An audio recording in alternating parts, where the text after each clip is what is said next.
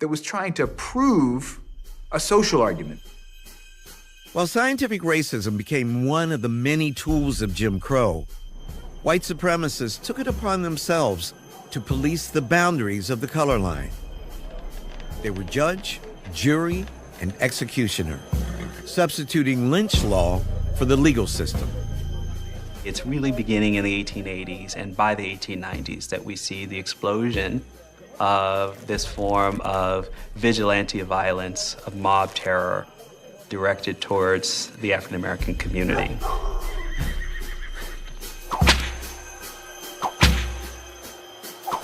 The overarching purpose of the violence is really control and the ability to impose white supremacy on the South and ultimately on the entire nation. And as lynching becomes something that happens more and more in American society, it often takes on a more ritualistic character.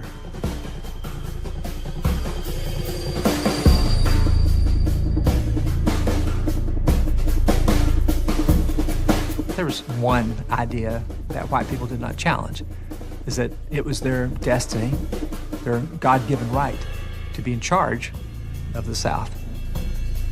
It was their obligation to domineer over black people.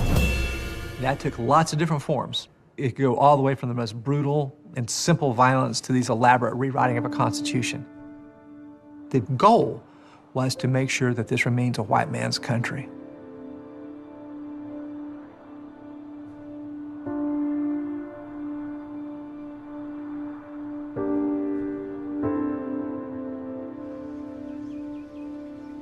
We sit in America and often judge violence that's perpetuated in other societies, how barbarian they are. Well, we've done the same thing.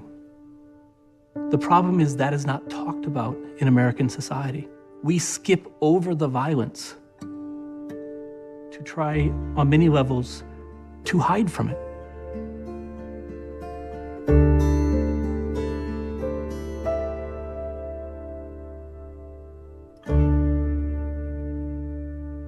I remember I read Of the Coming of John in The Souls of Black Folk, and that was my first encounter with lynching. And it haunted me, it frightened me, and it's something I always thought about whenever I saw images of people in the South. Lynching became the area that I was most concerned about because it was the thing that we were most silent about in America.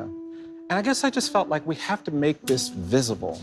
That's what gave rise to this idea of creating a memorial that would expose people in a very intense way to this history of lynching. And for me, going to the Holocaust Memorial in Berlin, the Apartheid Museum in Johannesburg, the Genocide Memorial in Rwanda, I wanted it to speak to the anguish and the pain in a very direct way. The monuments begin at eye level in the first quarter, and they rise as we were walking down, and they rise even more, and now you're standing underneath of this history. People who carried out these lynchings could have buried the bodies in the ground and gotten away with more violence. But hanging was preferred because it lifted these bodies up to terrorize and menace and taunt communities of color. People would pose with the brutalized bodies after they conducted this violence. They were proud to have tortured and menace these folks. What was that about? I mean, you've thought about this. What would Freud say was really going on here? I think there was such animosity, such bitterness, such hatred at the idea that someone was forcing them to accept the equality of black people, that they had to express this rage. Who comprised a lynch mob? It wasn't the Klan. It wasn't the extremists. It was the farmers. It was frequently teachers. It was law enforcement officers. It was the business leaders. It was clergy.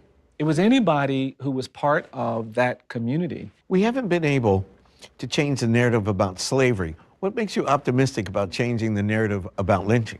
I think that narrative is going to change as we begin to show this brutality. We haven't created spaces in America that motivate people when they go through it to say never again to racial violence and racial hierarchy. And that's, for me, the reason why things like the memorial and museums like this that are direct in presenting this legacy and violence of lynching become necessary. I want us to tell the truth about our history, not because I want to punish America. I want to liberate us, but we can't get to liberation if we don't acknowledge what we've done.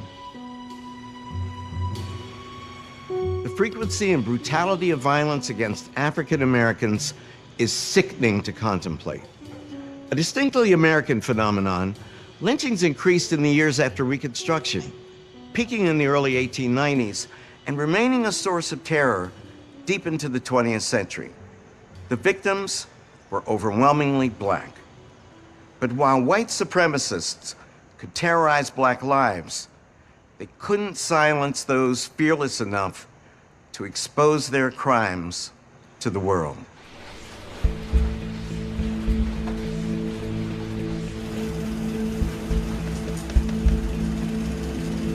There were a lot of newspapers in the 19th century published by both blacks and whites.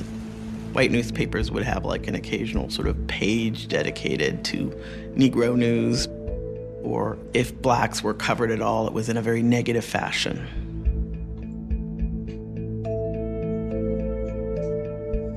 If we looked at the dominant publications, we only had a kind of exculpatory story of white actions toward black people in American history. But when we want the first draft of black history, it required that we have actual black publications and black journalists who were crafting narratives of what they saw and what they experienced and what they heard.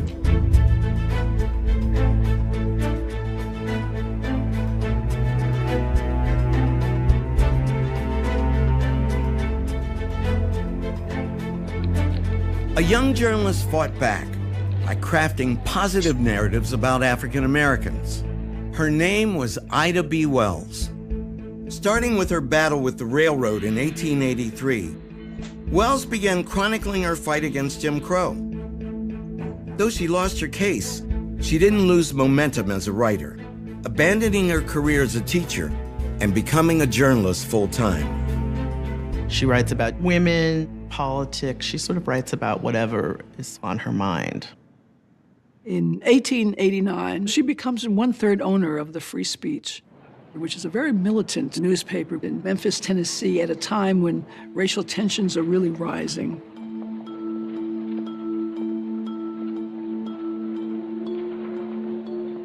One incident in particular brought racial violence painfully close to home for Ida B. Wells. One day, two boys were playing marbles. The black boy beat the white boy. The fathers got involved. Eventually, the whole conflict moved over to the People's Grocery Store, a local black-owned grocery store that was competing with another white-owned grocery store. A number of black men were arrested, including the three owners of the People's Grocery, Thomas Moss, Calvin McDowell, and Will Stewart. In the middle of the night, 75 masked men grabbed the three men from jail and take them to an abandoned railway yard and lynched them. Ida Wells is out of town selling subscriptions. She comes back to a community that is shocked. Thomas Moss was a friend of Ida B. Wells, along with his wife. In fact, Ida is the godmother of his child. The white press portrayed all three men quite disrespectfully. They put up these sketch drawings of them dead with bullet wounds in their heads. It was all very grisly. Ida decides that she's going to actually investigate these lynchings. This is a woman, and she's only about 5 feet tall. And she has decided that she is going to go to the scenes of lynchings. She's going to interview those who are witnesses. She's going to collect the newspaper articles about lynchings all over the country. Often the allegation associated with lynching was that there had been a rape. Ida B. Wells would find out that a lot of these allegations had absolutely no truth to them. They masked consensual relationships between white women and black men. 8 Negroes lynched since last issue of the Free Speech. If Southern white men are not careful, they will overreach themselves and public sentiment will have a reaction. A conclusion will then be reached, which will be very damaging to the moral reputation of their women. Ida B. Wells says if you actually look at what's going on with these lynchings, they say that it's about sexual violence, that they're protecting white Southern womanhood. But many of these victims are actually African Americans who are doing quite well. And the sole reason they have been targeted is to take away what they have accomplished. Ida was out of town when this article comes out, and no sooner than it hits the newsstands, the white mob gathers and goes to the Free Speech and destroyed it. She went out and got a pistol and put it in her purse. She didn't think that she would actually be able to hold off the lynchers, but she wanted some of them to die while they were killing her. Ida B. Wells' investigative journalism came at a price. Her newspaper attacked, her life threatened. Wells was driven out of Memphis. But this only spurred her to write more. As she noted in 1892, "It's with no pleasure I have dipped my hands in the corruption here exposed. Somebody must show that the Afro-American race is more sinned against than sinning, and it seems to have fallen upon me to do so." She's supported by black women who help her put together the funds to publish her pamphlet. She promotes it when she goes on these speaking tours and gives lectures. Ida B. Wells actually sets the record straight. Her journalism and the black press are constantly keeping that dissenting voice in American society. How would you describe Ida B. Wells to someone who didn't know anything about her? She was just absolutely fearless. She wrote about probably the most untouchable subject at that time, which was the extrajudicial killing of black men and women by mob. Will we always need an Ida in the world of journalism? Absolutely. Having that voice of not just reporting the facts, but of morality, of saying that this is an injustice that needs to be righted, will always be necessary. Not just in the United States, but I think in any place where peoples are oppressed. The press is the one who has influence on policies and politics. Failing to tell our own stories was giving up our agency. We were never going to have a true and accurate depiction of what our lives were like, what our America was like, as long as other people were writing those stories. And Ida B. Wells understood that in a very visceral way. For myself, that's why I became a journalist. Her courage has always been an inspiration to me. Ida B. Wells soon seized upon another platform for her activism, the Chicago World's Fair. The year was 1893, and the United States was playing host to the Columbian Exposition, marking the 400th anniversary of Christopher Columbus's watershed voyage. The exposition's extensive use of gleaming white painted facades and bright streetlights earned its fairgrounds an ironic nickname, the White City. This was an opportunity for the United States to showcase its progress as a modern nation on the world's stage, to showcase all of the technological, cultural, intellectual developments, to prove that it was not just on par with Europe, but had surpassed it. This was the United States saying to the world, come here. And most nations did. Something like 25 million people visited that fair in 6 months. There had never been anything like this. There were pavilions for all these other nations and countries, and they exhibited their wares and they sold their goods. There'd never been a mingling of the marketplace of world culture and economics quite like this.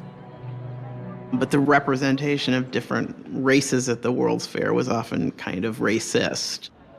It's like Africans who had been imported and were just kind of there almost like they were in a zoo.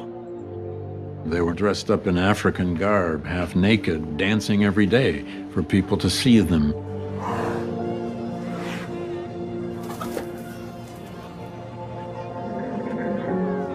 was a group of Eskimos brought from way up in northern Alaska, and they had to perform in the heat of summer in all of their furs. The World's Fair was important in the process of reconciliation, of the North and South coming together, of creating a unified nation. However, African Americans, very deliberately, were not included. And that sent a very clear message that African Americans were not a part of the nation. Ida B. Wells wanted to be there to address the world. Her idea was to hand out pamphlets to visitors. Wells and Frederick Douglass came together to demonstrate that African Americans had indeed made significant contributions to the nation in education, in employment, in religious life, that they had progressed from slavery. When the White City refused to give Black Americans a dedicated exhibition space to display the race's progress since the Civil War, Ida B. Wells and Frederick Douglass decided to fight back.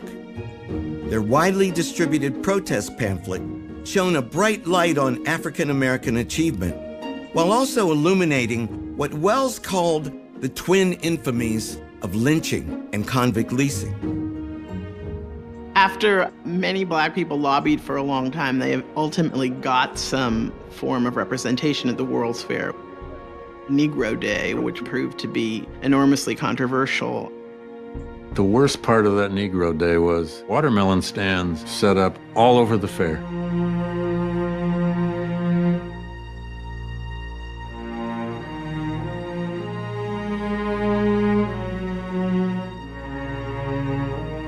Frederick Douglass was asked to be the primary speaker. And at first, he didn't want to do it. But then he decided, yes, he would.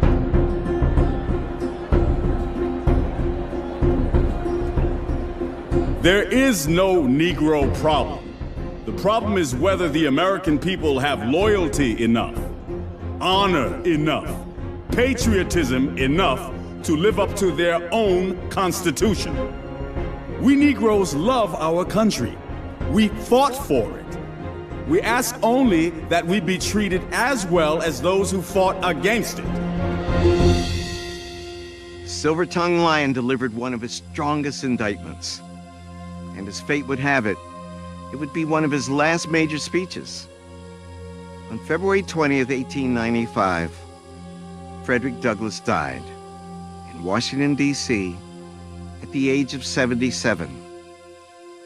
Douglass's death closed a major chapter in the history of our people and begged the question, who would step forward and lead? Booker T. Washington's great American story. He hears that there is a school in Hampton, Virginia, walks all the way across the state of Virginia on his own as a young boy. He shows up in this school and says, I want to come to your school. Booker T. Washington becomes the principal and leader of Tuskegee Institute in Tuskegee, Alabama, situated in the Lion's Mouth. He enters this space to build a school for African Americans and creates it into something that no one ever saw before.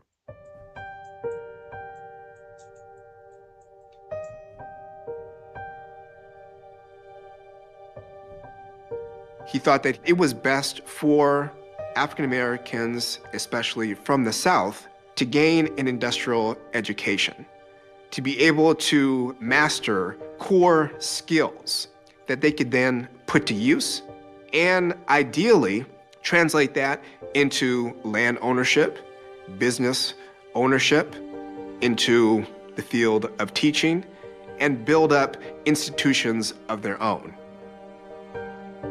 He had the ear of leading white Northern philanthropists. Washington gave them a very palatable formula to follow.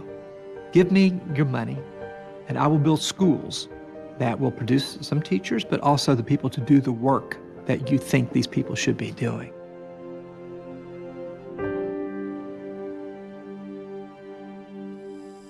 Two years after Frederick Douglass denounced the savagery of lynching, Booker T. Washington, at the Atlanta Cotton Exposition, gave what would become his most famous address. It signaled a profound change of course.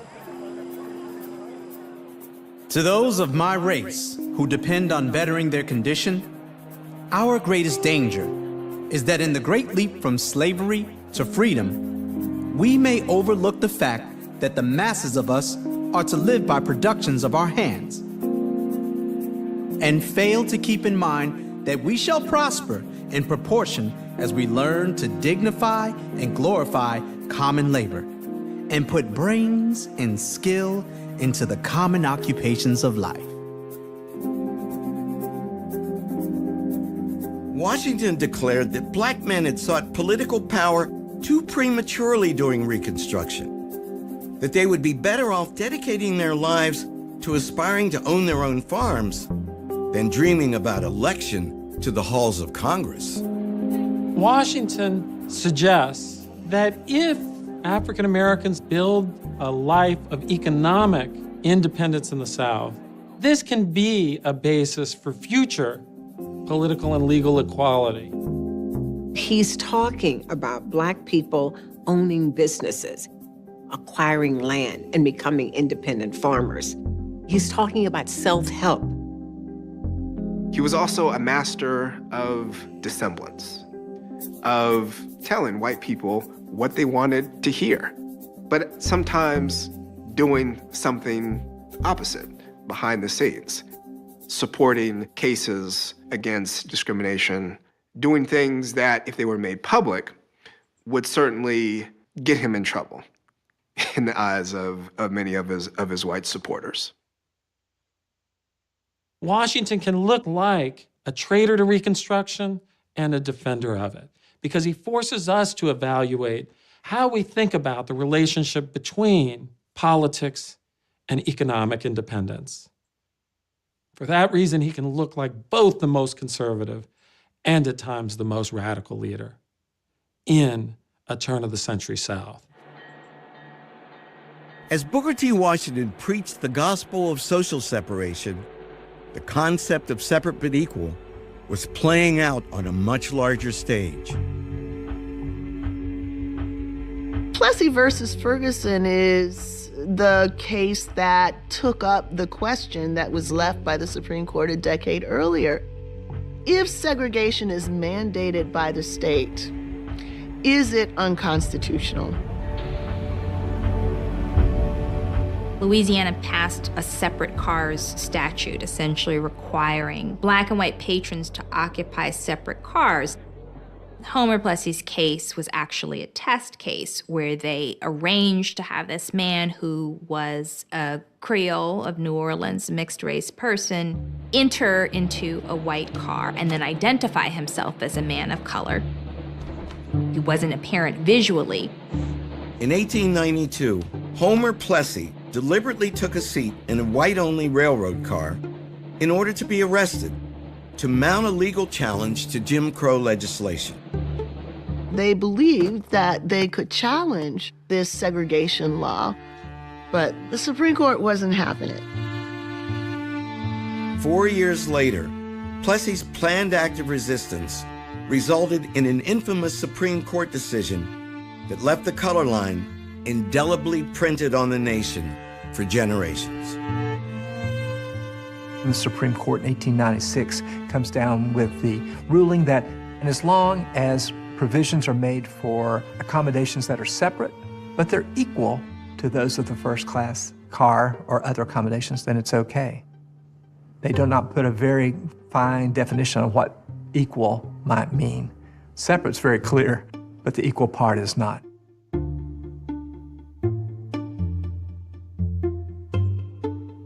What they conveniently covered over is that things can be cultural, they can be based on history, they can be based on distinctions that people think are normal and still be oppressive. And the court creates a cover for all sorts of segregation, whether it's a streetcar or it's a school or a public swimming pool. Separate but equal permits the southern states to fully enact Jim Crow and do so with constitutional sanction. Within the Plessy versus Ferguson decision, a lot of white people accepted the argument that in the end, people of African descent were a fundamentally inferior race.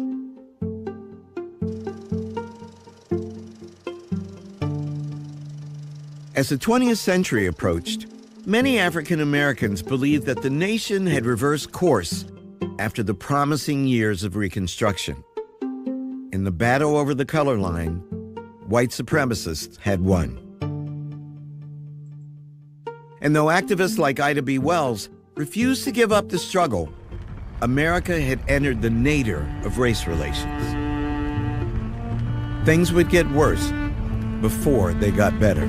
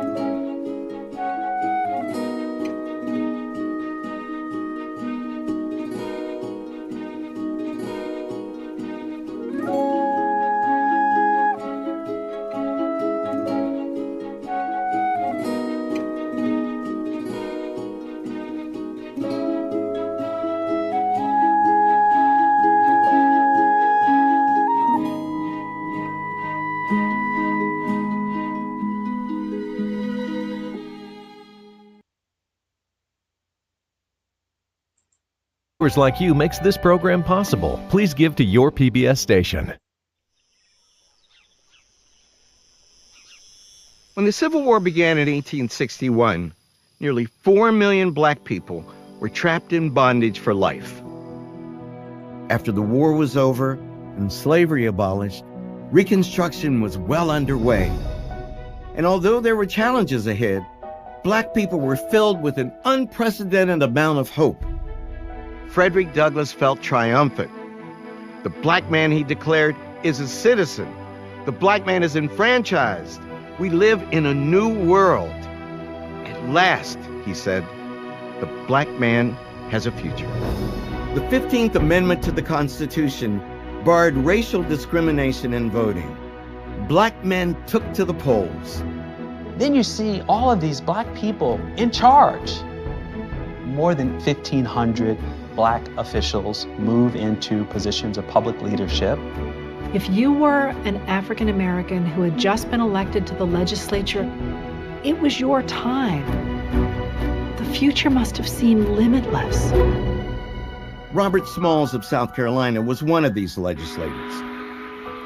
He had escaped slavery by boldly commandeering a Confederate ship and delivering it to the United States Navy, blockading Charleston Harbor. After the war, Smalls returned home to Beaufort and became one of the first heroes of Reconstruction.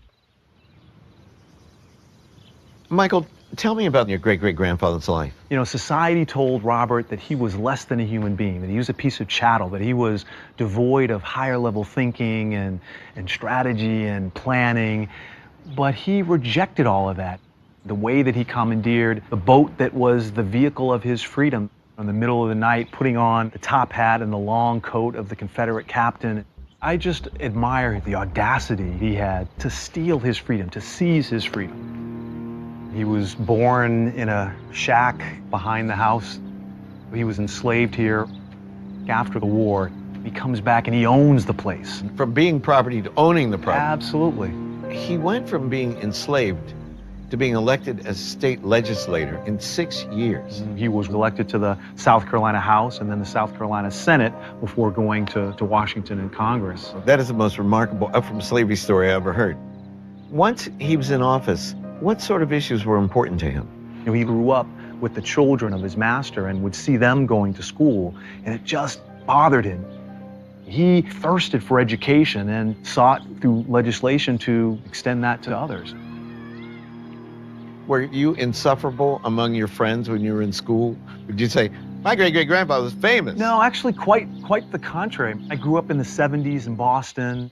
Race was a touchy issue then with busing. In April of 1976, I was 13. I had an opportunity to unveil the bust of Robert Smalls that's here in Beaufort. That was the first time I spoke about Robert Smalls, and I've done it hundreds and hundreds of times since. Look, this is American history. Robert's story is a metaphor for this broader movement that empowered a whole race of people.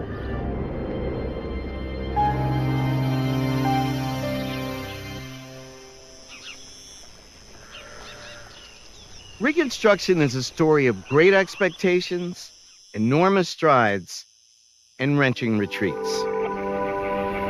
Early on, in its most hopeful moments, it seemed like a revolution was taking place in the halls of Congress. Tell me about where we're standing.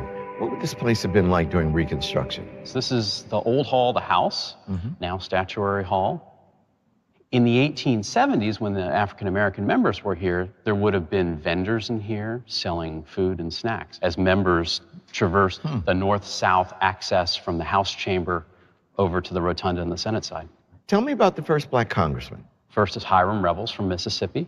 He's elected to the U.S. Senate, and he comes in February of 1870, and he's celebrated as the 15th Amendment in flesh and blood, the symbolic triumph of Reconstruction. And then in December, we have Joseph Rainey of South Carolina, first African-American in the House. How would they have been greeted? They didn't exactly roll out the red carpet, but the door didn't get shut either. Many of the African-American members lived in the same neighborhoods that white members of Congress did. So they weren't segregated in that sense, but they oftentimes had to pay higher rents. It's a black tax. Essentially, yes. Imagine you have these two men who occupy the seats of former slaveholders, and they come to work in this magnificent Temple of Liberty, but it's a place that had also been constructed with slave labor. This is an incredibly heady moment, kind of like Barack Obama becoming president. There's like 14 black men in U.S. Congress. There's 2 senators. Blanche K. Bruce's name is on money. He's signing currency in the United States. See, all of these people served starting in the 1870s. I may be the only African-American from South Carolina now, but I am the 9th. You had the Robert Smalls, Richard Keynes, Robert Elliott, DeLarge, Rancia. So over that period of 25 years, you had real participatory democracy taking place. The photograph of Hiram Revels highlights this statesman who happens to be African American. Frederick Douglass recognized a camera captured the equal and essential humanity of that man or woman, black or white. Whatever may be the prejudices of those who look upon it, they will be compelled to admit that the Mississippi senator is a man. He is represented with the same stature as Lincoln or Seward or Grant or any other white politician. Douglass did the same thing at a time in which most whites tried to argue that blacks should not have equal citizenship. And one way of out-citizening white citizens is you portray yourself with greater sense of dignity and respectability, and in a sense humanity, than many whites. We do not come here begging for our rights. We come here clothed in the garb of American citizenship. We come demanding our rights in the name of justice. Richard Kane could capture an audience. I think all his years in the pulpit made him a really good speaker in the House. He stood up to the white supremacists who were basically calling him, inferior. And he said, look at me, I have 2 eyes, I have 2 ears, I have 2 hands, I have 2 feet. How are we different when it comes to our manhood? I was amazed when I began to read the speeches of black congressmen in that period. I mean, here are people who are arguing about what the laws of the nation will provide in terms of human rights. and have a sophisticated understanding of the underlying principles that make these freedoms necessary in a democratic society. The level of discourse was so far above the level of discourse in Congress today. It was shocking. In state houses across the South, black men and white men were attempting to govern together for the first time.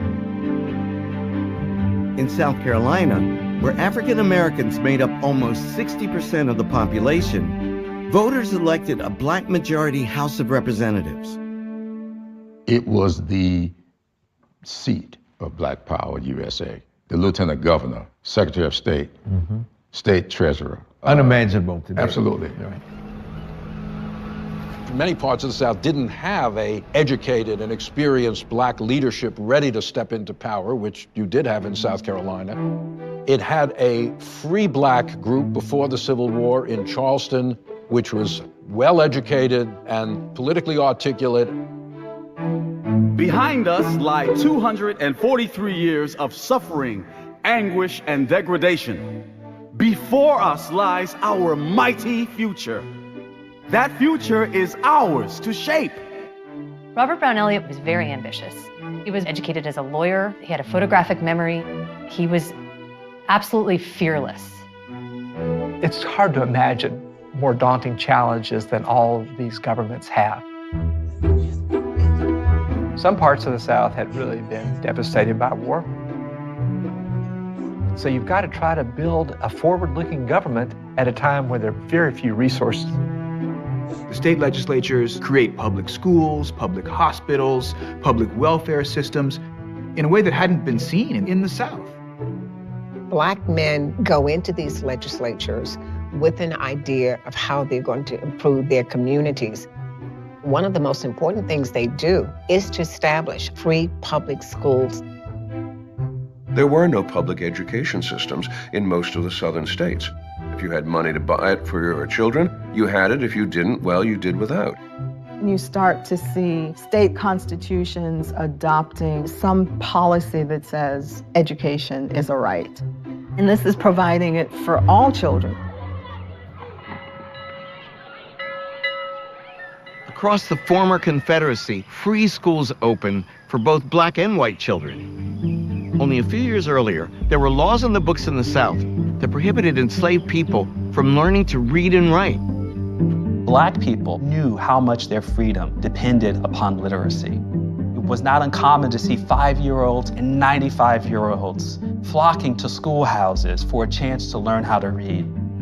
Free blacks realized white families are not going to send their kids to school with blacks. And so in every single state, you had separate schools. And black leaders generally said, that's okay. As long as black people get education, we're not going to try to force whites to go to school where they don't want to. And many black parents wanted black teachers. They didn't trust white teachers to be fair and to have the right attitudes for their children.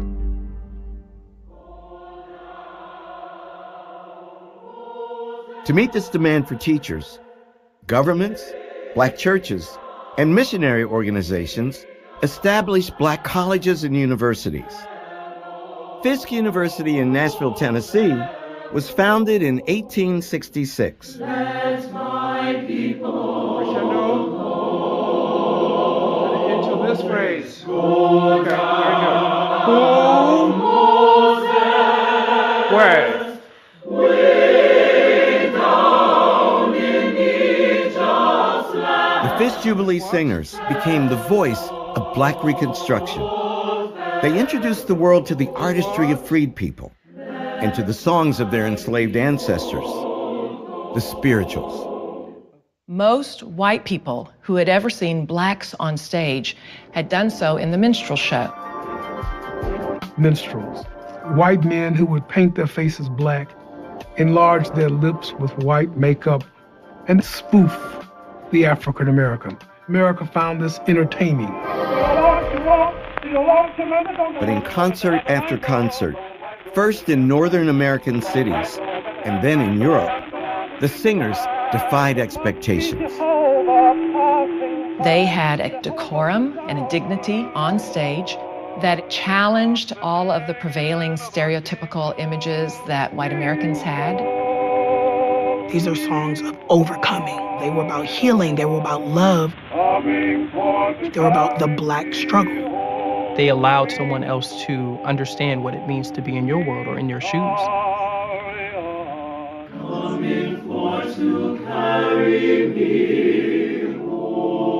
Using profits from performances, Fisk was able to buy the land on which it sits today. Fisk is one of the many historically Black colleges and universities established during Reconstruction that are still educating students. Black people were also beginning to make inroads into other spheres of American life.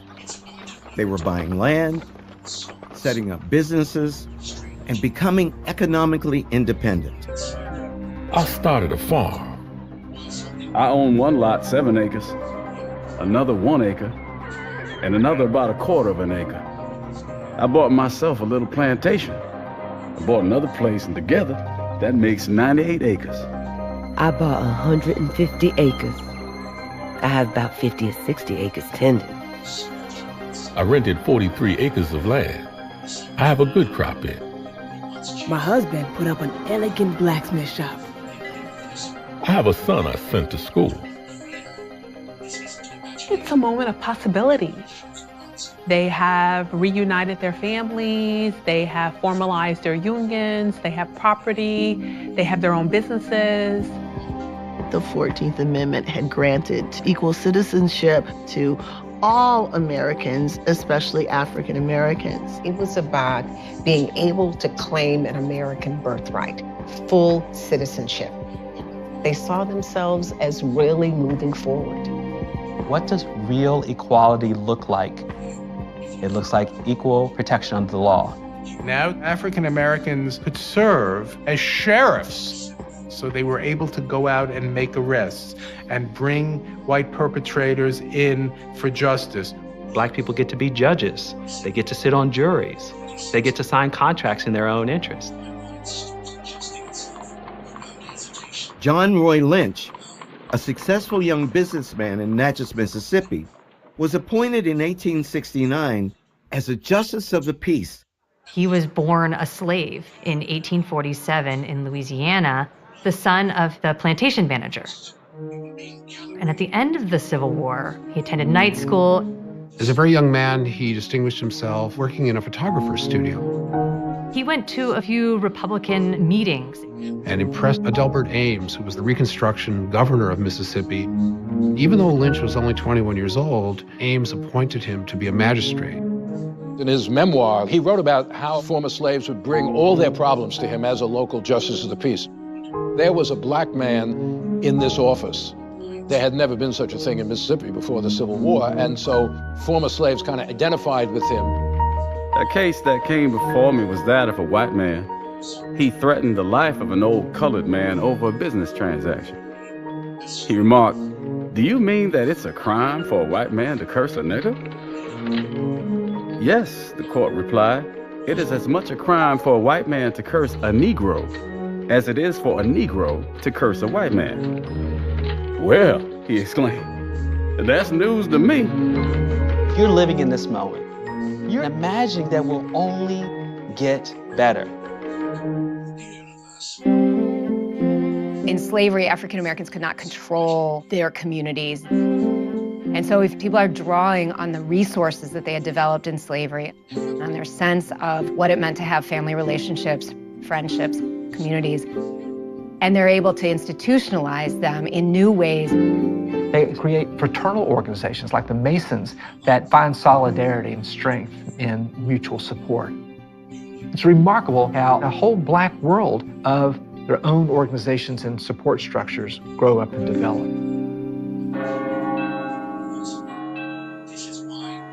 During Reconstruction, churches became the cornerstones of the black community. Many enslaved people had been forced to worship in secret or only with the master's blessing. But now, black people were free to worship God any way they wanted.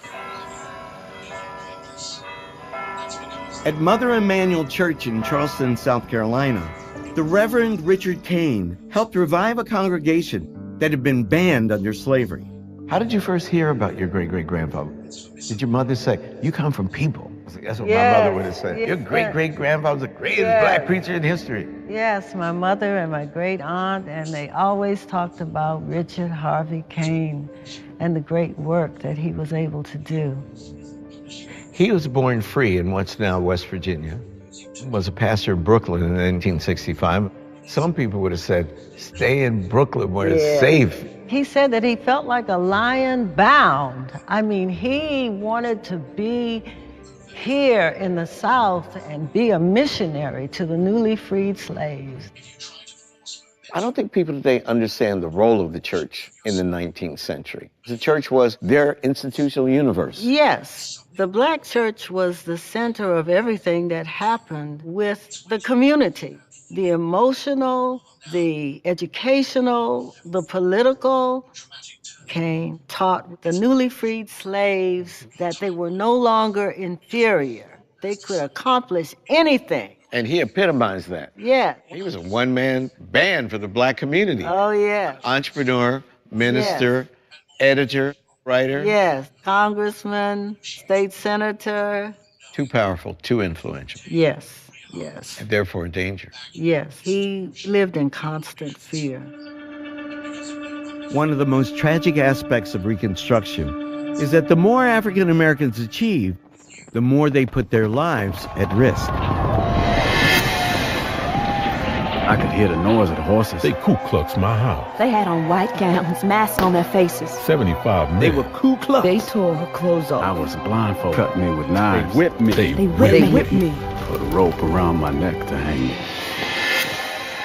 Southern Democrats used violence and terror tactics to disrupt Republican control and plot their return to power. They saw themselves as the redeemers of their states. Violence is efficient, it's easy, it's fast, and you can often do it under the cover of night. Klan attacks become so pervasive because that's how widespread the fear of Black enfranchisement is. The Klan is actually committing atrocities against everyone. They're attacking freedmen and white Southerners who were sympathetic to the Union cause and to the Republican Party. To their eyes, emancipation was wrong. They are washing the South with blood to redeem it. This isn't simply a question of trying to return to an earlier way of life. This is actually a political counter-revolution.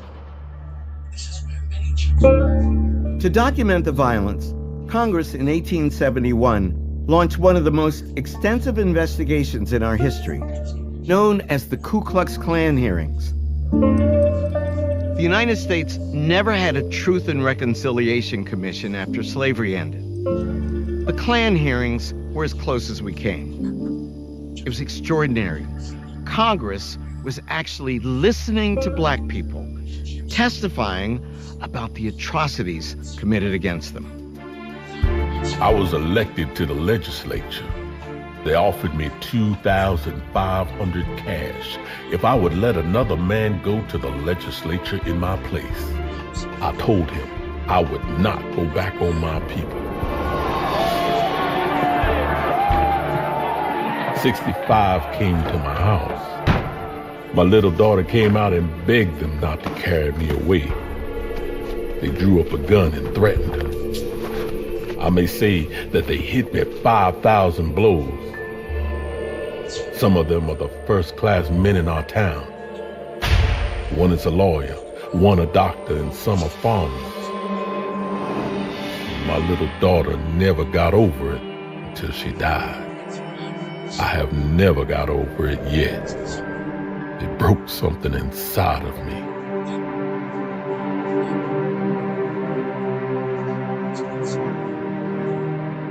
The hearings are open and public. Women showed up at those hearings, and it took a lot of courage for them. They could face retaliations by the KKK. But they want the world to know what had been done to them. All the time I was planting my crop, they worried me about if they ever saw me, they would hurt me. Whites are really attacking Hannah and her family because they had been too successful. It's jealousy. It flies in the face of the idea that blacks are inferior. 5 men bulged right against the door. George McCrae catched the little child by the foot and slinged it out of my arms. He carried me to a pine, tied my hands there, pulled off all my linen. They said, "God damn you, you are living on another man's premises." I said, "No, I'm living on my own premises." I gave $150 for it. They whipped me from the crown of my head to the soles of my feet. Every time they would go off, George McCrae would get his knee between my legs, say, "Old lady, if you don't let me have to do with you, I will kill you." He said, "God damn you, I'm gonna kill you." There are 8,000 pages of testimony given by everyday Americans. This is a haunting tale of American history and something that we don't talk about enough.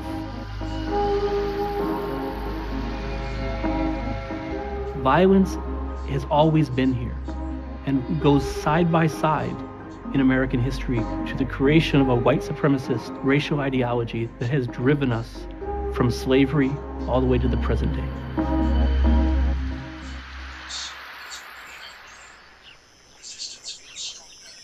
The Union war hero, Ulysses S. Grant, had run for president under the slogan, "Let us have peace." But as reports poured in from the former Confederate states, it was becoming painfully obvious that the terror was not going to stop. Grant didn't start out as a hero in terms of race relations. At first, he was very dubious about the fighting abilities of blacks, but he ended up becoming one of the greatest champions of recruiting and arming and equipping black soldiers. He had a remarkable record in terms of integrating blacks into the federal government. Grant's reaction to Klan violence is a strenuous one. He makes it clear to the Speaker of the House that Congress is going to have to address the situation. Grant was in step with a Congress that was determined to take action. Congressman Rainey, when he was arguing for protection against the Klan, said that when he and other black congressmen left the seat of government to return home, they were at risk. There were a couple of incidents where he and others were physically confronted on the road, and only the intervention of federal troops kept things from taking a dire turn. He had absolutely no patience listening to anyone say that maybe the Klan didn't really exist, maybe it wasn't such a big problem. Rainey would say, "Oh, I just saw them a couple of days ago. What are you talking about?" And then go on to deliver a very convincing lecture. Saying that violence was treasonous and the federal government had an obligation to do something about it. Congress passed a series of enforcement acts to address the crisis, the third of which is known as the Ku Klux Klan Act. All of which together were intended to put weapons into the hand of the federal government to directly intervene. The 14th Amendment established that states could not deprive people of privileges and immunities of citizenship or of due process of law or equal protection of law. So what Congress is doing in the Enforcement Act, right, is trying to create a new category of offense using the 14th Amendment to, in essence, get around the fact that Southern courts are not going to convict white Southerners. Most importantly, the federal government can suppress habeas corpus. Where violence occurred, they can hold individuals for a crime without being charged for that crime, and they can also use the militia or the military to go in and suppress violence. To spearhead the operation, Grant appointed Amos T. Ackerman as Attorney General of the newly created United States Department of Justice, established in the executive branch in 1870. He supervises the deployment of federal troops to restrain violence.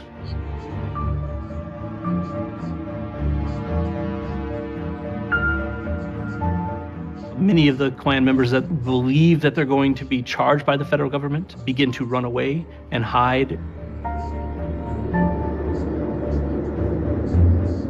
Here is the federal government, finally taking the situation with the Ku Klux Klan in hand and directly striking back at it. The difficulty was going to turn out to be persistence. The federal government could try to contain the violence, but it couldn't contain the spread of white supremacist ideology manifesting itself in full force. Southern oligarchs who have held power in the pre-Civil War South for decades did not want to surrender that power. White supremacy, an alliance between white people against black people, was always an important device that held Southern politics together. Southern white elites knew how to activate that bond of whiteness with poor Southern whites. And that was difficult work to do. A lot of propaganda had to go into that. Planters in the Democratic Party have to sell white supremacy to other white Southerners who might not have the same or even any significant economic stake in white supremacy. The planters play upon racial economic rivalry. The idea that any gain by any black man deprives all white men. So they're creating a racial zero-sum fight for economic power, for government, for jobs, and promising a psychological benefit, a psychological wage of whiteness. In 1870, when former Confederate General Robert E. Lee died, many white Southerners poured out their grief and sorrow for their fallen hero, a symbol of their so-called lost cause. It seemed that the longer Reconstruction continued, the more the former Confederates lamented the loss of their way of life. Robert E. Lee's death became a symbolic focal point for a wrenching outpouring of nostalgia and grief.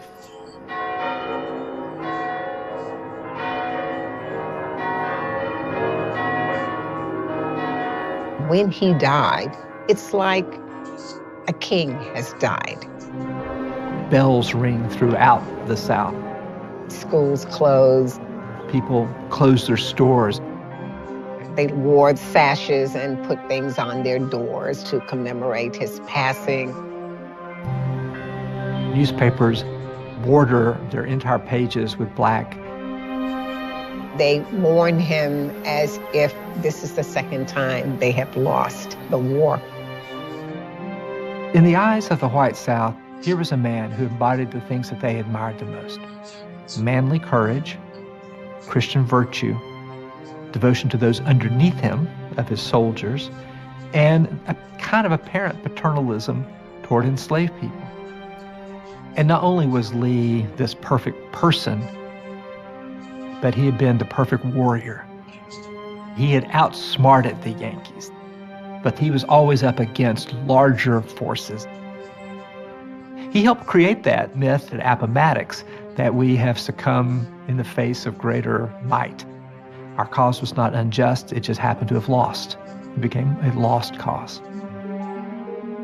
When great leaders die, or when persons die that people think of as great leaders, people are guided by emotion.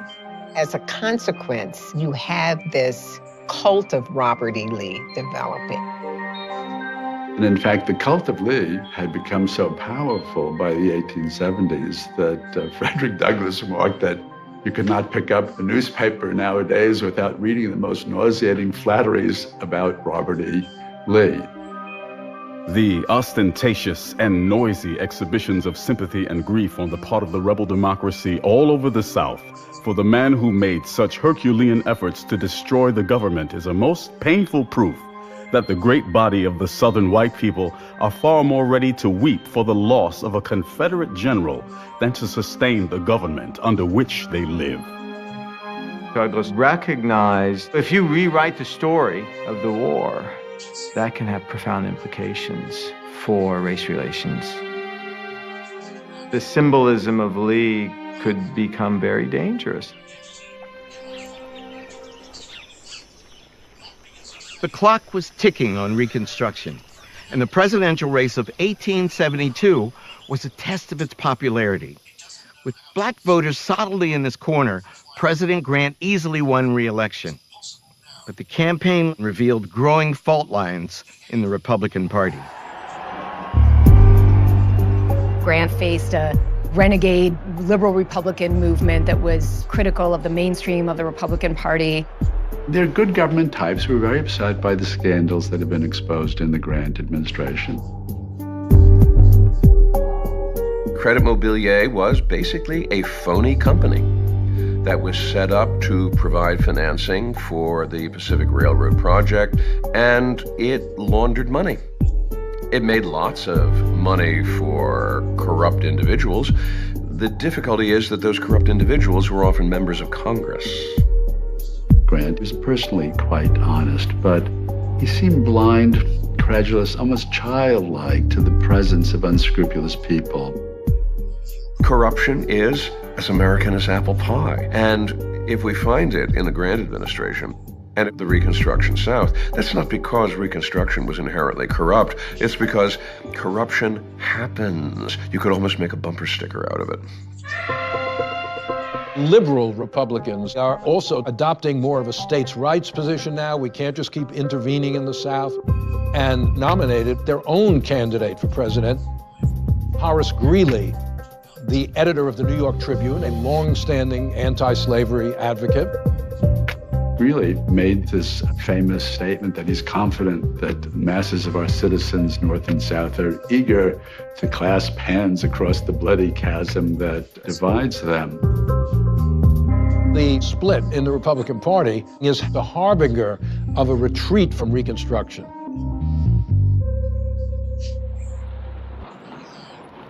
Support for Reconstruction was waning in the North, where many had grown weary from the growing cost of peace. In this environment, black legislators became targets of scorn, ridicule, and anti-black racist propaganda. Derogatory images of African Americans become more and more prominent in the 1870s. Even someone like Thomas Nast, who was a very vocal advocate for African American political rights during Reconstruction, used his artistry with Harper's Weekly to depict the African Americans in South Carolina, for example, where they have a black majority, in the most vile ways. James Pike, a Republican, works on the New York Tribune, publishes this book called The Prostrate State. South Carolina is under the rule of barbarism, incompetence. He has a famous passage in which he's describing really buffoons. Those who are not buffoons are corrupt or incompetent.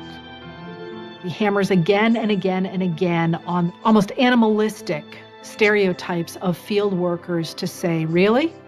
Are these the people you want to have in charge of your government? Passing laws that suck tax dollars out of hardworking Americans? No. And in fact, we're pretty sure they shouldn't be parts of polite American society at all. They perpetuate an idea that Reconstruction has effectively failed and that the federal government and the Republican Party needed to cut its losses and remove itself from the South. Leave the Negro to those who know him best. White Southerners. As enthusiasm for Reconstruction dwindled in the North, Democrats felt emboldened to intensify their counter-revolution throughout the South. Year after year, election after election, they would not relent. In 1873, amidst the fallout from a fiercely contested election in Louisiana, black Republicans in the town of Colfax staged an armed occupation of the courthouse to prevent Democrats from taking over the Perry seat. White paramilitary organizations surround the courthouse with artillery. The white vigilantes offer guarantees of safe conduct. If you will come out, if you will surrender yourselves, the white vigilantes line them up and execute them. It's nothing more than pure, unadulterated murder. The United States Attorney in Louisiana, under the Enforcement Acts, is responsible for the arrest of over 100 of the white vigilantes. However, Louisiana juries turned out to be extraordinarily reluctant to convict. Only 3 convictions are obtained. White Southerners made it difficult for the Republicans and Northerners to enforce Reconstruction policy. The organized white supremacist groups were trying to make the cost of federal intervention higher than the federal government was willing to bear.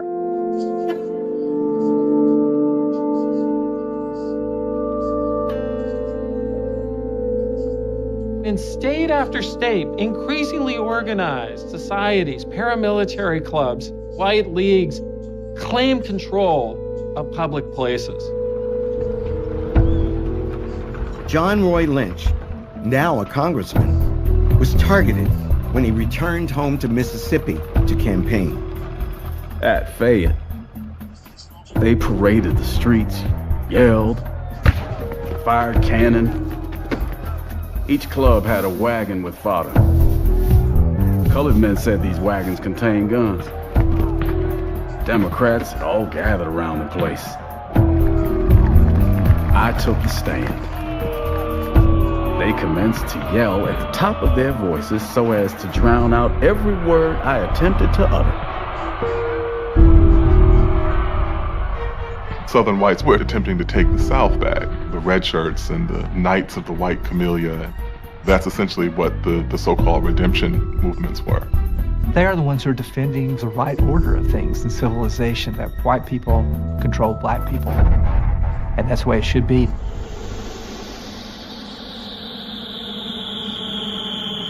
The brutal violence was accompanied by a major economic downturn, the first since the end of the war. It was known as the Panic. Banks in every corner of the economy. The Panic of 1873 has enormously destructive influences through the economy, North and South. A really devastating impact is political. Northern Republicans lose election after election in the midterms of 1874 to Democrats who promised first to save the economy, but also to end Reconstruction in the South. Democrats achieve a majority in the House of Representatives for the first time since the Civil War. Democrats also gained control of state governments in Alabama, Texas, and Arkansas. Reconstruction's future was perilous. But the fight wasn't over. In 1874, congressional districts with majority black populations elected leaders like Robert Smalls and John Lynch. They would face stiff opposition as members of the minority party. The Democratic majority in the House of Representatives means no more money for Reconstruction initiatives. So if there will be political troubles around election time, if the Ku Klux Klan will suddenly reawaken and begin intimidating voters at the polls, murdering black people on the roads, night riding to terrorize blacks into submission, there will be no initiative coming out of Washington. Was there a sense of desperation because of the reversal of the 1874 election? What had been a 100-seat majority for Republicans turned into roughly an 80-seat majority for Democrats. Coming into the new Congress, we had a long lame duck session of about 3 months. The clock is ticking. African Americans know that this is really probably going to be the last shot at a far-reaching civil rights bill. It prohibited discrimination in public transportation, juries, public accommodations such as hotels, and public education. Immediately when the Civil Rights Bill came to the floor, Southern Democrats and Northern Democrats alike railed against the bill. They believed that it was unconstitutional. Opponents of the bill thought the U.S. government had no business telling the proprietors of restaurants or the people who run railroads who they could admit. These are private businesses, and they can decide who their clientele is. The critics believed that it was not about non-discrimination. They saw it as about social equality. And their view is that social equality could not be legislated. It couldn't be enforced. It shouldn't be imposed. This is pushing integration that is unnatural. You're going to force a white person to ride next to a black person, and the next thing you know, you're going to force a white person to have a black person over for dinner, or interracial marriage. So they were apoplectic about the idea that they had to protect their whiteness, and in particular, protect their white women against this exposure to African Americans. Near the end of the first full day of debate, most members were given 20 minutes each to speak. And Alexander Stephens of Georgia, former Confederate vice president, stood up feebly because he was confined to a wheelchair and requested a full hour to speak. And Republican leadership agreed as long as Robert Brown Elliott also had a full hour to provide his rebuttal. Stephens, leaning precariously on a big stack of papers, gives this long, monotone, prepared speech in which he goes over the unconstitutional arguments for the Civil Rights Bill. When he sits down, it's late. George Hoare of Massachusetts says, well, you know what, maybe we won't have Elliott speak today. Maybe he can go first thing tomorrow. And that may have been strategic, because word got out that Robert Elliott was going to provide the rebuttal to the former vice president of the Confederacy. The next day when Elliott takes the floor, the galleries are packed with African American observers. Reporters had shown up, and the whole chamber is just filled with people. Elliott gives this really booming delivery. The Constitution of a free government ought always be construed in favor of human rights.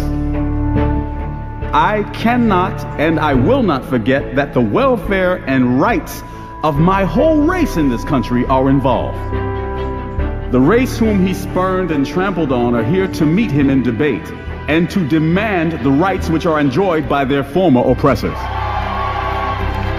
When Elliott finishes, the whole room erupts into booming applause. People line up to shake his hand. This is a real symbolic moment. The old planter class appears feeble and on its way out, and this dark-skinned, suave, intelligent African-American man represented the way forward. Congress passed the Civil Rights Act, but there was a clause that was stripped from the final act, and that was about education. Americans were not ready for that kind of equality in education yet, and apparently wouldn't be for many, many more years. While Congress managed to get the Civil Rights Act of 1875 across the finish line, another branch of government blunted the reach of the 14th Amendment. In 1876, the Supreme Court announced its ruling in United States versus Cruikshank, the appeal of the 3 white men convicted of murdering African Americans guarding the courthouse in Colfax, Louisiana. The decision which is handed down in Cruikshank is one of the most remarkably feeble-minded and disastrous decisions that a United States Supreme Court has ever handed down. And the reasoning ran like this. The 14th Amendment was only intended to restrain states from depriving U.S. citizens of the privileges and immunities that they're supposed to enjoy. But what went on in the Colfax Massacre, first of all, was not a state action. It was not the state of Louisiana. But this was, in fact, merely individuals. It was a local crime. Private violence is the business of the states.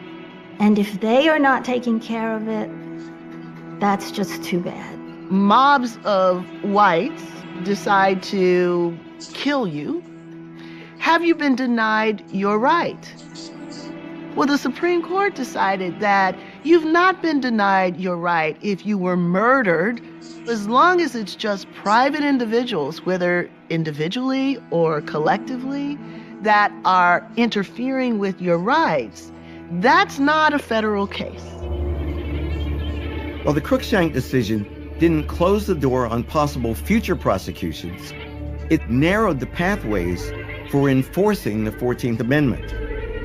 Little stood between the Redeemers and their ultimate goal, which was terrorize African Americans so completely that across the South, hundreds of thousands who had been registered and had been politically active would be reduced to a few hundreds in many of the jurisdictions that they once actually dominated. Grant saw that support for Reconstruction was eroding, so he decided to pull back on military interventions in the South to enhance his party's chances in the North. With the next presidential election months away, Washingtonians, black and white, came together to honor a past president, Abraham Lincoln. For one man, the occasion afforded an unprecedented national platform for a call to action. On April 14th, 1876, this plaza near Capitol Hill was teeming with people, including members of both houses of Congress, the Supreme Court justices, and the President of the United States, Ulysses S. Grant. The crowd had gathered here on the 11th anniversary of Lincoln's assassination to witness the unveiling of this monument honoring his crowning achievement, the Emancipation Proclamation. The most memorable words spoken that day were those of Frederick Douglass. Truth compels me to admit, even here in the presence of the monument, Abraham Lincoln was not our man. He was preeminently the white man's president. You are the children of Abraham Lincoln. We are best his stepchildren. To you, it especially belongs to preserve and perpetuate his memory and commend his example. When he says Abraham Lincoln was a white man's president, you go, whoa, that is an amazing thing to say in front of the most powerful politicians in the Republic in the year 1876. It's shocking. Yeah, it's a presidential election year. It appears that Reconstruction is unraveling. He used this opportunity to make a speech about the responsibility of the U.S. government, which was sitting right in front of him, to hold together whatever was left of Reconstruction if they could. There's this understanding in 1876 that blacks have all the rights now that they should expect. We have the 13th, 14th, and 15th Amendments. The Republican Party, it's become a party of large financiers, corporate men, and captains of industry. Now let's focus on the economy. When Republicans cast around for a likely candidate, Rutherford B. Hayes seems to be the man. He finished the war as a Union general. But by the time he becomes governor of Ohio, he has begun to pull back on black equality. He's untainted by corruption, which will be extremely valuable because Samuel Tilden is running almost entirely on an anti-corruption platform as a Democrat. But Hayes is also bland enough that he will offer no objection to anyone. He is a first-rate, second-rate man. Both candidates pledged that they would bring Reconstruction to an end. Election night is complete and utter confusion. Even though Tilden won the popular vote, the results from Florida, South Carolina, and Louisiana, where African Americans faced severe violent repression, were undetermined. Republicans convinced Southern governments to declare enough votes invalid to swing the Electoral College to Hayes. The Democrats were so outraged by the fact that Tilden was not declared the winner that they began to rally their voters under the slogan "Tilden or Blood." There were real fears of civil war. Grant started to call in troops to guard Washington. And he said either party can afford to lose an election, but we as a people cannot afford to have a presidential election that is tainted by false or illegal results. Congress created a bipartisan commission that declared Hayes the winner by one vote. Democrats predictably cried foul. Hayes was referred to as rather Fraud v. Hayes. He was called his fraudulency. February, as Inauguration Day neared, the election still remained undecided. Republicans and Democrats came together and cut a deal. Hayes is inaugurated as President of the United States. It's hard to imagine, in the moment of an election, a party trading a presidential victory, unless it means protecting their way of life. White supremacy is a long-term campaign. It was more important to reinstate that power structure than it was to win the White House.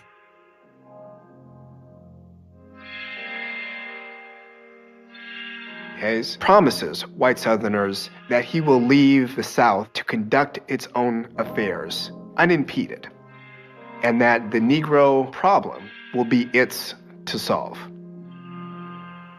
These federal troops were stopped enforcing the kinds of reforms that had marked the Reconstruction era. The Southern states had been redeemed.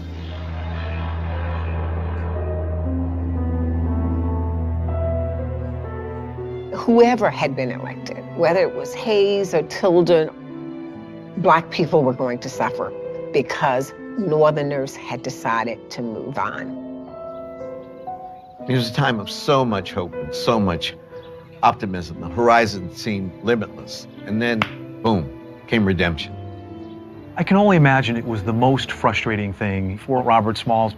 Here's someone who literally risked his life to be free and devoted himself to creating this new America. And to see that dismantle must have just been horrible. You know, one of his most famous quotes is, "My race needs no special defense, for the past history of them in this country proves them to be the equal of anyone, anywhere. All they need is an equal shot at the battle of life."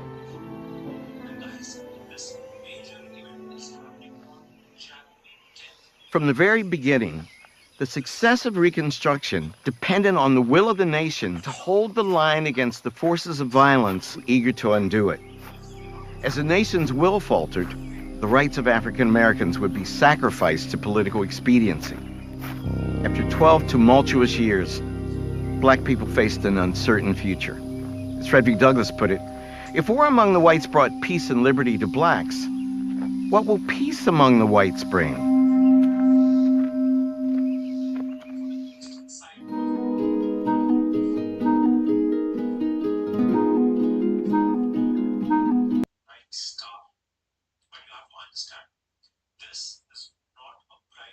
Support from viewers like you makes this program possible. Please give to your PBS station.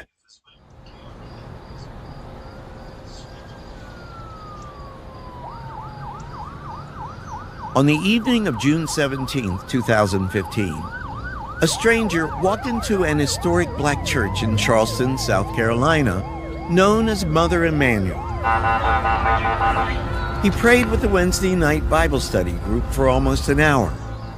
Then, he opened fire. We have 9 victims, and I do believe this was a hate crime.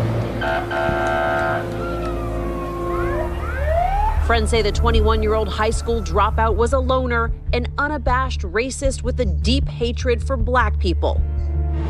He just said, "I have to do it." He said, "You rape our women, and you're taking over our country." The massacre in Charleston touched off not only a debate over the Confederate flag, but it touched off a debate all over the country. How did we get here? And why is this happening? It was easy, I guess, to think of that as a singular horror. And it was convenient, I think, to think of it that way. Unless you really wanted to understand how this could happen. And then that meant that you had to get into the history. Most of us know that our country fought a civil war in the 1860s. But less is known about what came afterward, the chaotic, exhilarating, and ultimately devastating period known as Reconstruction. If we're looking for the roots of the tragedy at Mother Emanuel, this is where we have to start. The Reconstruction period is one of extraordinary excitement, a time when America could finally become that land of freedom that it had promised to be since the very beginning. Black people actually sat in the House of Representatives and the Senate. Poor whites and Black people saw a common cause with one another. You're seeing this opportunity and imagining that will only get better. And looking back, what we know is those Black folks had no idea of the cliff that they were heading towards. The achievements of Reconstruction triggered a fearsome backlash, an onslaught of terror and oppression that lasted for decades. After 250 years of slavery, white Southerners could not quite accept the 4 million former slaves as equal members of their society. violence is used in conjunction with Jim Crow in order to strip African Americans of the rights and privileges they gained during Reconstruction. The Charleston Massacre comes from a long history of white terror against African Americans. But Reconstruction left a legacy of hope as well as violence. We have to recognize the injustices that were inflicted, but we can't reduce all history to that injustice. People who had been held in perpetual bondage confronted the greatest sin of American history straight on. Their hopes were far greater than maybe what any government can accomplish. A system functioning without race being a barrier to equality. We still haven't quite gotten there. Almost a century and a half later, we still find ourselves haunted by the collapse of Reconstruction, a chapter of our history that's often been misrepresented and misunderstood. It's time that we acknowledge the true story and complete the work of reconstructing America.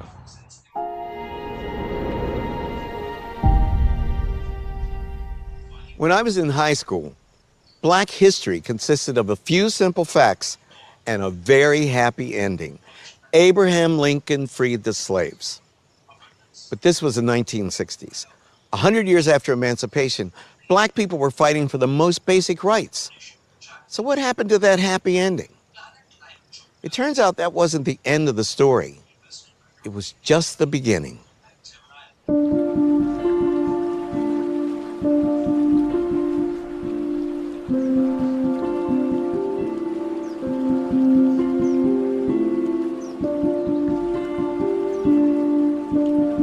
April 9th, 1865, Palm Sunday.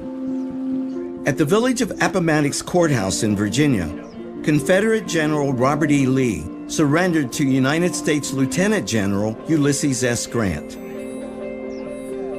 Lee's capitulation effectively signaled the end of the Civil War and the death of slavery in the United States. The news rippled out from Appomattox.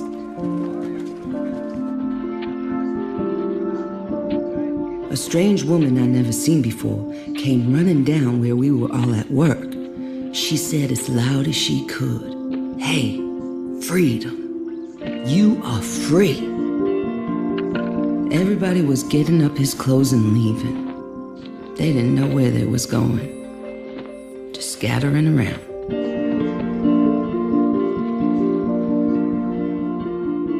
It was just like opening the door and letting the bird fly out. He might starve or freeze or be killed pretty soon, but he just felt good because he was free.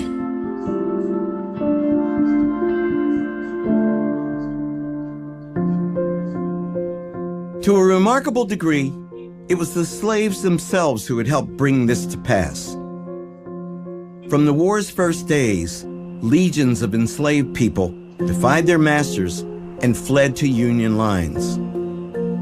Others were liberated by the United States Army as it occupied parts of the South. By the summer of 1862, many thousands of slaves had found safe haven. Their brave actions, as much as any other factor, converted President Lincoln and many other Americans to emancipation. When Black men were finally allowed to enlist in the Union Army, 180,000 answered the call, most of them former slaves. It was both the manpower that they brought to the Union side and also the denial of their manpower in the production of the Southern economy. There's no question that they strengthened the Union hand militarily, and they changed the nature of what a military victory would mean. The role of Black soldiers, Lincoln said this himself, was essential in ensuring that the war would end with the abolition of slavery. What would the future hold for these freed people? Now untethered, their status as citizens was very much in question, with few legal rights or protections guaranteed. Even so, the prayers of generations were being answered. As Lee and Grant negotiated the terms of surrender, the government in Washington was wrestling with what was being called Reconstruction. On the surface, Reconstruction just meant restoring the rebel states to the Union. In fact, it raised a host of questions. Reconstruction is the process by which American society, North, South, black, white, tried to come to terms with the consequences of the Civil War, the reunion of the nation, the destruction of slavery, the question of what the status of the 4 million former slaves would be as free people in American life. One of the first questions that the post-war period has to confront is who is a citizen, and then what rights attend to citizenship? Who are former slaves going to be in the body politic? In parts of the South that the Army liberated during the war, officials have been confronted with issues like education, land ownership, and workers' rights. Even at Appomattox, it was apparent that the North and the South saw Reconstruction quite differently. Grant goes into these negotiations thinking, well, we won. Not just militarily, but our principles won. Robert E. Lee comes into it thinking, it shows that you had more men and more cannon than we did. We acknowledge no wrong. And they just talk right past each other, which is one reason it becomes not the end of all this struggle, but in some ways the beginning. These ideas start to accumulate around Appomattox of a merciful coming together of peace. Many iconic images associate this surrender ceremony with Jesus entering the city of Jerusalem, the city of peace. But they don't actually help us understand what happened there at all. Whatever Appomattox is, it's not the start of peace. 2 days after Appomattox, Abraham Lincoln spoke about Reconstruction at the White House. For the first time in public, the president suggested that some black men, the very intelligent, and black veterans deserve the right to vote. A man in the audience turned to his companion and said, "That is the last speech he will ever make." On April 14th, 1865, Good Friday, John Wilkes Booth made good on his threat. The reckoning for America's original sin was just beginning.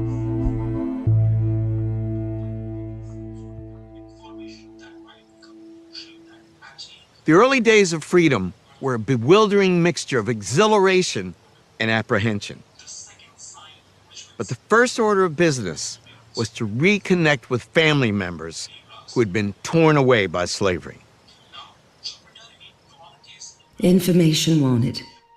I had 2 children sold from me about 10 years ago by a man by the name of Pate. My boy's name was Monroe Early, and my daughter's name, Mary Early. Starting in 1865, so shortly after the end of the war, you see people placing ads in newspapers. It really gives a sense of the separation that had occurred during slavery. Information wanted. Of my father, Jerry Hodges of Norfolk County, Virginia. I was sold from him when I was a small girl about 30 years ago. My mother's name was Phoebe, and she belonged to a man named Ashcroft. This moment of emancipation is a serious moment of upheaval. A lot of people are moving about. There are a lot of things that are going on. But for African Americans, one of their big things is to try to build the lives that they've been thinking about while they're enslaved.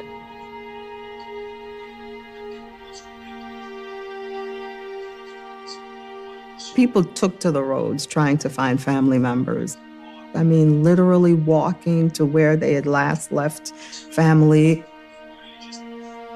Information wanted of my children, Lewis, Lizzie, and Kate Mason, whom I last saw in Owensboro, Kentucky. They were then owned by David and John Hart, that is, the girls were, But the boy was rather the property of Thomas Pointer. Imagine keeping this memory of your child or your wife or your husband, your father, your mother, alive in your mind and in your heart, and then trying to bring about some kind of reunification. But you hardly know where to start.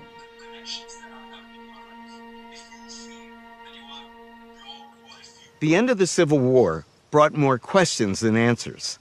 Even the status of slavery was unresolved. The 13th Amendment passed Congress in January, but it hadn't been ratified by the states. And what did freedom mean? Could the freed people be citizens? Were they entitled to a role in politics? Could they earn wages in the free market? It was a dangerous time that would have tested the abilities of even the greatest president.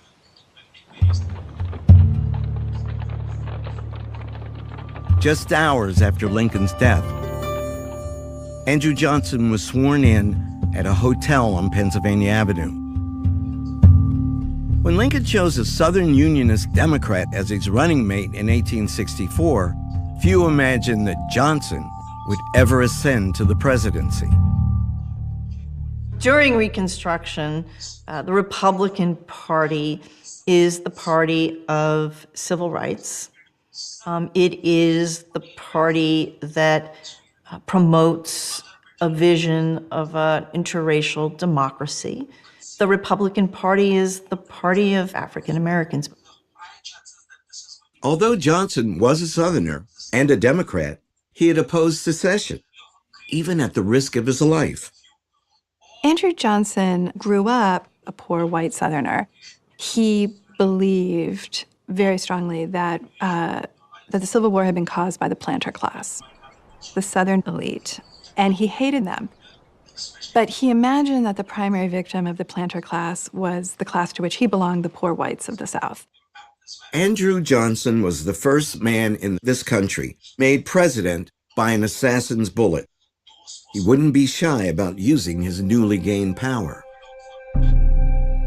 Congress had gavelled out of session in March. They're not coming back till December. Out of session, they're stuck, and Johnson is in the driver's seat. The most famous black man in America, the abolitionist Frederick Douglass, had his doubts about the new president. At Lincoln's second inaugural, Johnson meets with Frederick Douglass. When Johnson realizes that he has to shake a black man's hand, his smile turns into a scowl. Douglass smells the liquor on his breath. He's already drunk at 11 a.m. Douglass says to his friend, no matter what else Andrew Johnson is, he is no friend of the black. Even as the freed people celebrated the death of slavery, Douglass was forced to wonder, in what new skin will the old snake come forth?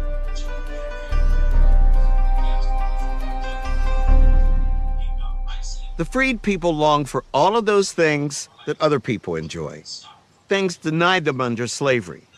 The right to marry, the right to make a home, the right to an education, and the right to earn a living. For many, the basis of being truly free was the right to own land. In the summer of 1865, the question of land was very much on the mind of Major General Oliver Howard. That May, Howard had been given one of the most daunting assignments in American history. As the head of a new government agency, the Bureau of Refugees, Freedmen, and Abandoned Lands, Howard was given a few hundred agents and then charged with overseeing the entire transition of Southern society from slavery to freedom. The Freedmen's Bureau was supposed to protect blacks from violence. It was supposed to give them access to education. It was supposed to, in some way, get them access to land. It was supposed to make sure that local courts treated blacks fairly. White Southerners deeply resented the Freedmen's Bureau, even though they were not there to quite protect the former slaves, as to make sure that relations between white and black were fair and equitable on both sides. The federal government never done anything like this. The budget of the Freedmen's Bureau on an annual basis was not much more than what it cost to fight the Civil War for 1 week. Though having limited resources, what the Freedmen's Bureau had plenty of was land. Over 850,000 acres of it. And Howard sensibly wanted the freedmen to have use of it. During the Civil War, a lot of land came into the hands of the federal government. Some of it was seized for non-payment of taxes. Some of it was just abandoned by planters who fled when the Union Army appeared. The Freedmen's Bureau was to oversee this land.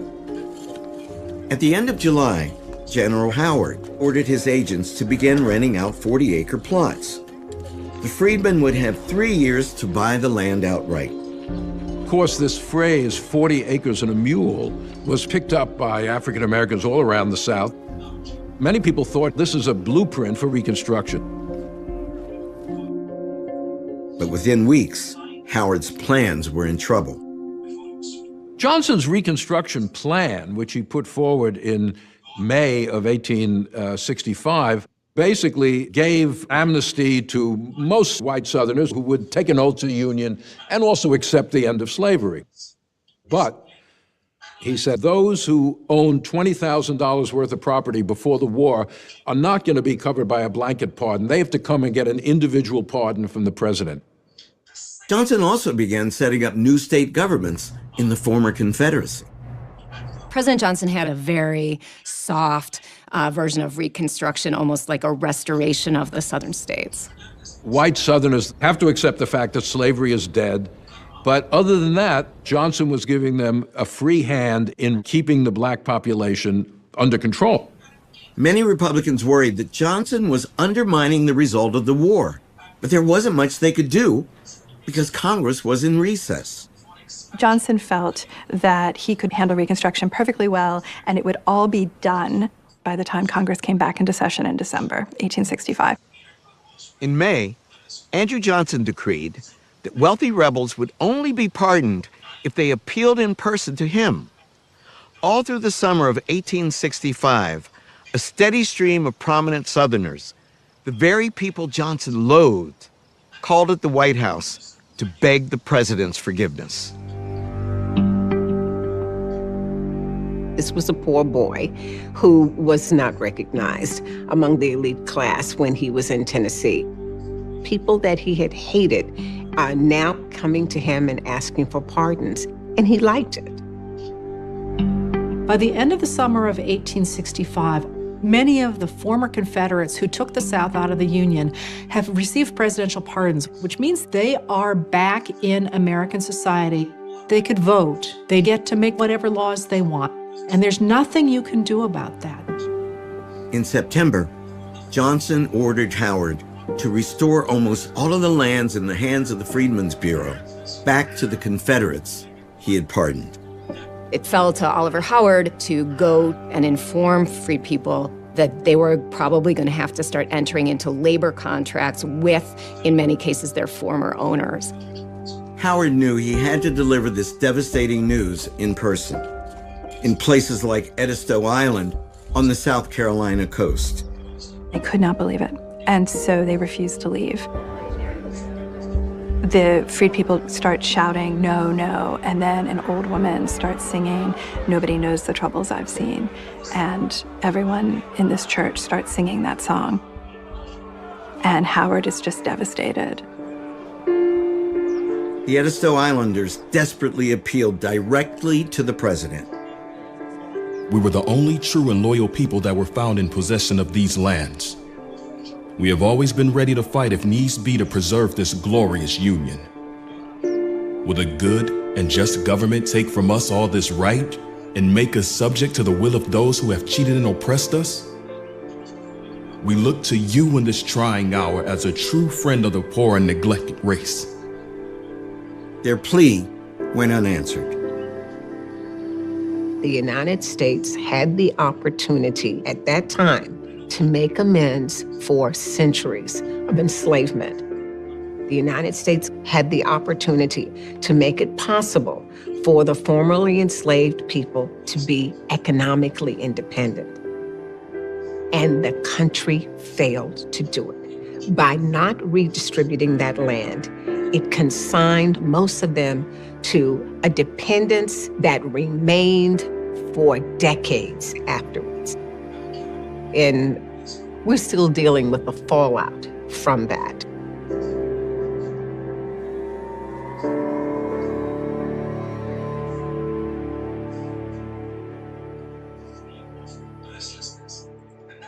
How'd you get involved with this, the planning of this monument?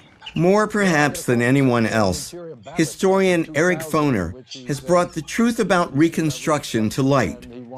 We visited the newly dedicated Reconstruction-era National Monument in Beaufort, South Carolina. This area was almost like a test case. Could these former slaves really be free people? Could they learn? Could they work as free people? Not everybody knew what the answer was going to be, but they proved themselves in Beaufort, and it actually therefore had an impact on Reconstruction as it developed. You've written what many of us think is the Bible on Reconstruction. You've written 10 books on Reconstruction. You're going to write an 11th on the Reconstruction Amendments. To what do we attribute your fascination? You know, the ferment at the local level in Reconstruction, which really I think is the big story, how the end of slavery upends everything. And a new system has to be created, a new economic system, a new political system, a new legal system. You know, slavery was a total institution. When that's gone, you got to build a new society. And one of the barriers, of course, was the tremendous legacy of anti-Black racism. Absolutely. You're absolutely right. Racism, which is the deepest legacy of slavery, really, in our society. You know, it would be nice, but one can't very well expect that the legacy of racism would just be sloughed off because slavery ended. Didn't happen, and that was a tremendous barrier to change. In 1866, a Richmond journalist published a book called The Lost Cause. He argued that the war was, in reality, a gracious Southern civilization defending itself against Northern aggression, an idea that resonated deeply among the defeated white Southerners. One has to remember that the white South suffered a devastating loss of life in the Civil War, something really without parallel in American history. The South is devastated. People are literally starving. They had destroyed their economy. They had torn their families apart. It was hard to see any real meaning in what the Confederacy had done. I think people wanted to find something to hang on to. Many former Confederates stubbornly clung to the belief that their cause had been just. That whole lost cause myth developed out of the idea that the only reason why they were fighting at all was because the North was trying to suppress their rights. For the Confederacy, the war was absolutely about slavery. First, last, middle. All we have to do is look at the ordinances of secession, the debates in the various state legislatures, private letters. They're all talking about slavery as the cornerstone of their civilization. The Confederate Constitution was very, very clear in terms of the role of slavery in its society. Number one, that it shall in fact be perpetual. And number two, if the nation expands, slavery goes with it. Looking back almost a century later, a Southern writer noted only at the moment when Lee handed Grant his sword was the Confederacy born. One of the things that's often forgotten is that many white Southerners did not want to fight for the Confederacy, had never supported secession in the first place.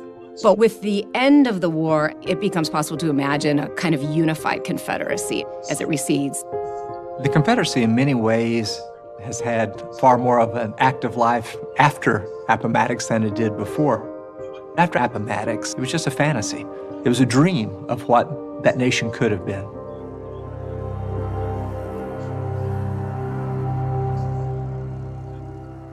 Some people coped with defeat by mythologizing slavery. Others tried to recreate it. In November of 1865, the government that Andrew Johnson had set up in Mississippi passed a set of oppressive laws that applied only to African Americans. Soon, other Southern states followed suit. These laws became known as the Black Codes. The basic purpose of the Black Codes was to recognize that slavery has been abolished, but to make sure that there is as little change from slavery to freedom as possible. The key to the Black Codes was what they called vagrancy laws, things like that. Every adult black person was required to sign a labor contract for the year with a white employer. If they didn't do that, they would be considered a vagrant, and they could be fined, and if they couldn't pay the fine, they could be auctioned off to someone who would pay the fine, and then they'd have to work off the fine for that person. What's even worse than being arrested if you don't have a job is having your children taken away. So your neighbor down the road can go to the courts and say, John Jones, he can't take care of his children. He's indigent, but I'll take them in. And I will train them in farming methods, or I'll train the daughters in housewifery. And I will have their labor, and the parents will get a little bit of money at the end of their period of indenture. But Black parents didn't have a say in this. A lot of parents are fighting back and saying, no, they don't want their children to be apprenticed. They can take care of them. They also know that in apprenticeship conditions, they can't protect their children from physical and sexual abuse. It becomes a way for the planter class to continue stealing the labor of the children, and sometimes stealing the children themselves. Enforcement of the Black Codes went hand in hand with relentless violence against the freed people. Outside of cities and towns, the Union Army was shrinking rather than expanding. You're looking at former slaveholders who can't imagine living in a world where slavery doesn't exist if the Union Army is not on the ground and the Freedmen's Bureau is not there to enforce the new rules. Then they were going to do whatever they could to keep the African American population in a state of subordination. The Ku Klux Klan is created in Tennessee in 1866. It coincides with the creation of Black Codes. You could argue that on some levels that the Klan is doing the same thing that the slave patrols did. During slavery, the slave patrols would make sure people have passes, making sure that they are not loitering. They're not getting together in bands of people. And the Klan is going to do the same type of thing. You have people who are targeted because they've managed to acquire a decent amount of land, or their children are in school and a white person in their community is struggling at the same time. What they decide is that the way to deal with this is to attack the person, to take away everything they have, to destroy their property, to run them off their land. At war's end, Frederick Douglass had wondered what new form slavery might take. After 6 months of Andrew Johnson's Reconstruction, the answer was painfully obvious.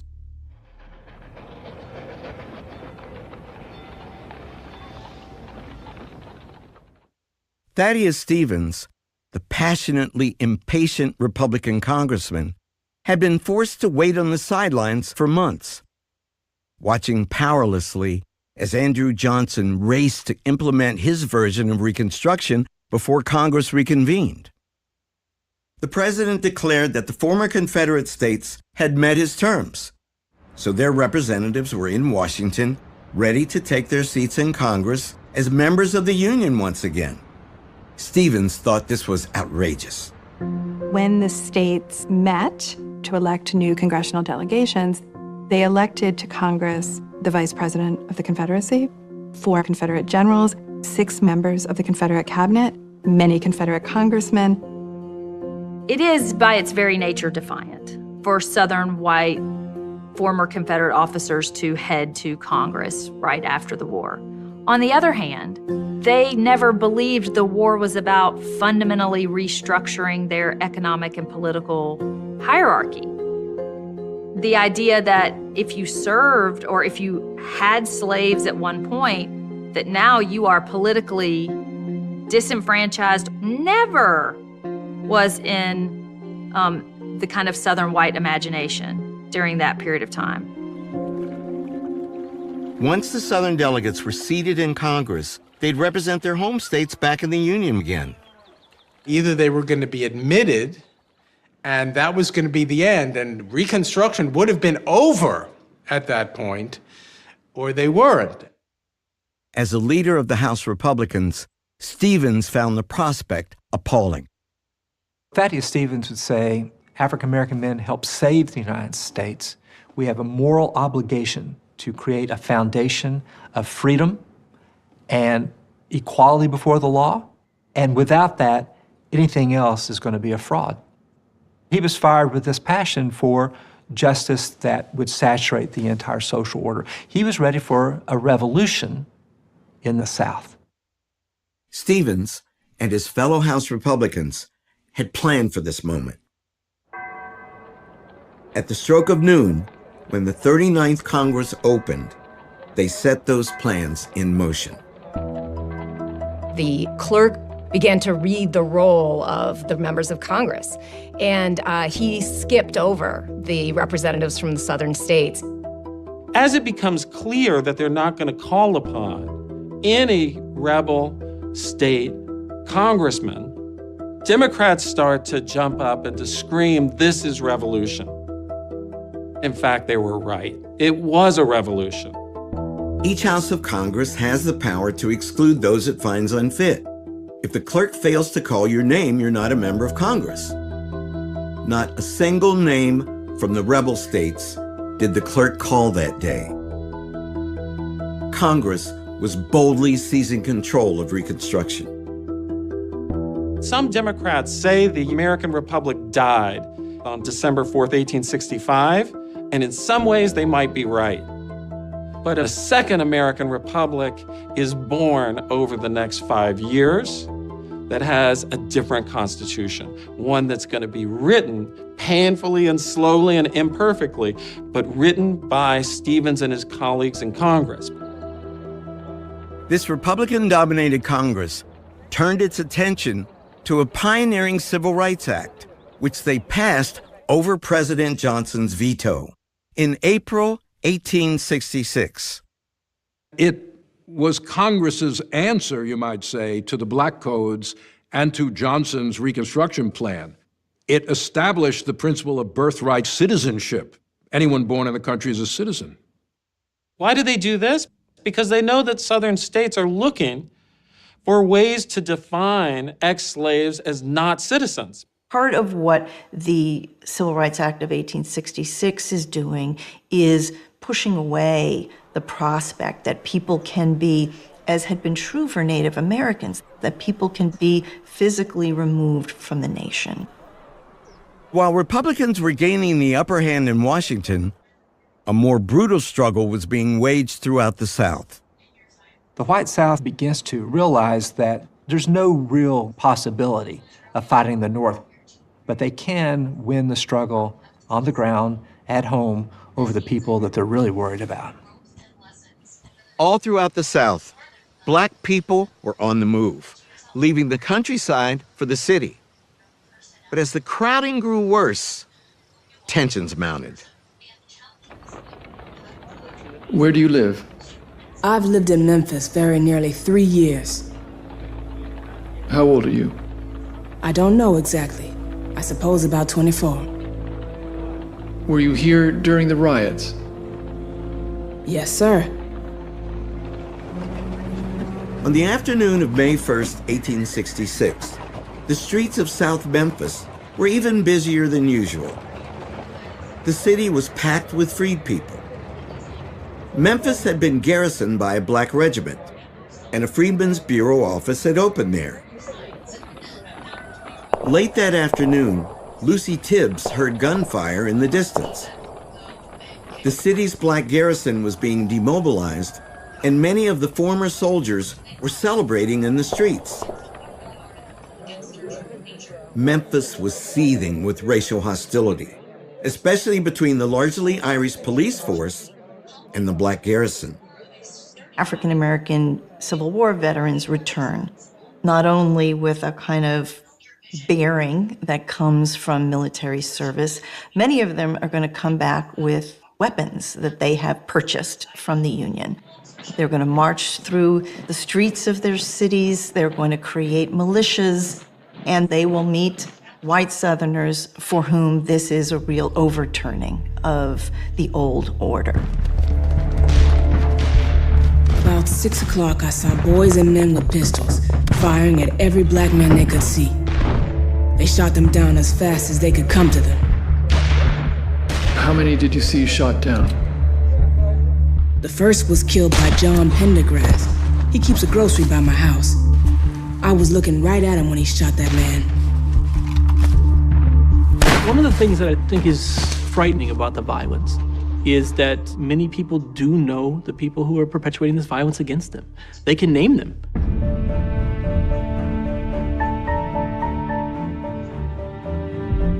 White mobs, including most of the city's police force, began to roam the streets on the hunt for black people. At night, they barred up all the doors, then surrounded the houses and told the folks to stay in there. Is that what they told you? Yes, sir. But old man Pendergrass and his sons set them on fire. When the fire got very hot, I saw men, women, and children break out and run. They shot at them as fast as they could while they were running. The freed people are sort of beyond the law. And so there's an incredible amount of casual violence. Did they come into your house? Yes. I said, please don't do anything to me. I'm just here with 2 little children. Did they do anything to you? They done a very bad act. I just had to give up to them.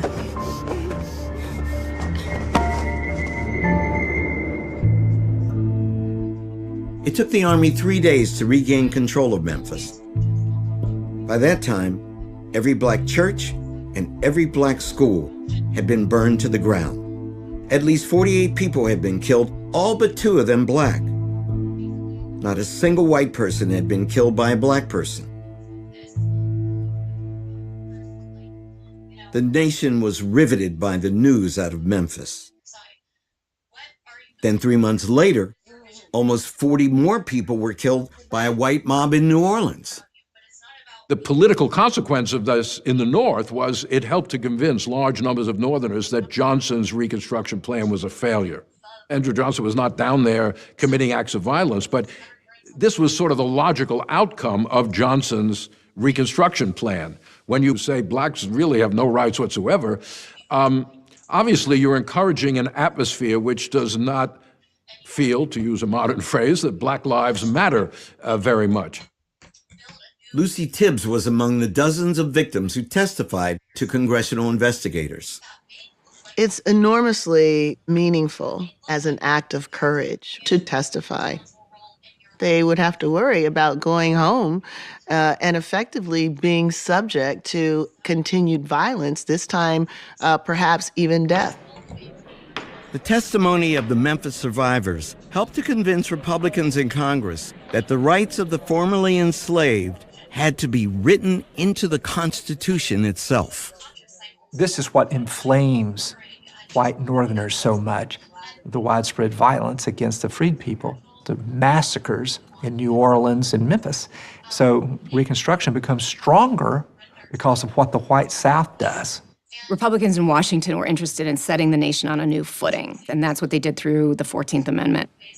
The 14th Amendment redefined the rights of the freed people, and by extension, the rights of all Americans, anyone born in the United States would automatically be granted citizenship, and no state could deny to any person due process and equal protection of the laws. Congress passed the 14th Amendment in June of 1866. It turns out that was the easy part. The real challenge lay ahead. Every southern state had an all-white government that had been created by President Johnson. And every one of those state legislatures, except for Tennessee, refused to ratify the amendment. How were Republicans in Washington going to get 3/4 of the states to ratify the 14th Amendment? The answer began to emerge almost a year later. By the spring of 1867, the radical Republicans were firmly in control. Every former state except Tennessee remained out of the Union, having no say in federal elections. The Northern-dominated electorate had given the Republicans huge congressional majorities in the 1866 midterms. The newly empowered majority lost no time in passing sweeping new laws over President Johnson's veto. Reconstruction entered a bold new phase. In the spring of 1867, Congress turned from kind of the more moderate measures to saying, you know, we actually have to reorganize the South and set these states on a different course. And so the way that they do that is establishing the former Confederacy in 5 military districts. Each one is going to be overseen by a U.S. general. It was something that they called military reconstruction. They marched through the South telling local officers, we can fire you, we can overrule you. Their goal is visibility, and their goal is to make a statement, you're not in charge, Confederates, we are. Congress laid out strict new terms. The rebel states had to adopt new constitutions, give black men the right to vote, elect new state governments, and ratify the 14th Amendment. Then, and only then, could they be readmitted to Congress. How would you get the southern states to adopt the 14th Amendment, to which they are deeply resistant? You say black men must be able to vote, and they also must be able to hold office. This, in the white Southern imagination, is the great travesty of Reconstruction. Some of the former Confederates who had been disenfranchised after the war still cannot vote, whereas black men can. So that is what just really infuriates the white South. And they call it bayonet rule. When Southern whites imagined what could come after the war, should they lose, it was never a possibility of like a really flipped upside down social hierarchy with equality for African Americans, because that wasn't happening anywhere in the country. Many northern states did not allow black men to vote. And so Southern white conservatives felt that the provision of suffrage to African American men in the South was something between hypocrisy and punishment. Activists and Army officers spread out across the South, registering freedmen to vote. At the beginning of 1867, fewer than 1% of all black men in the United States could vote. By the end of 1867, that figure was higher than 80%. A vibrant new political culture sprang up as freed men and freed women pressed for their rightful place in the Union that they had sacrificed so much to save. The advent of black suffrage unleashes a kind of utopian idea of change. You see it in mass meetings where people get together just to read the Constitution and debate, what is democratic government anyway? How can we create it? So it is a remarkable moment of hope and of militancy.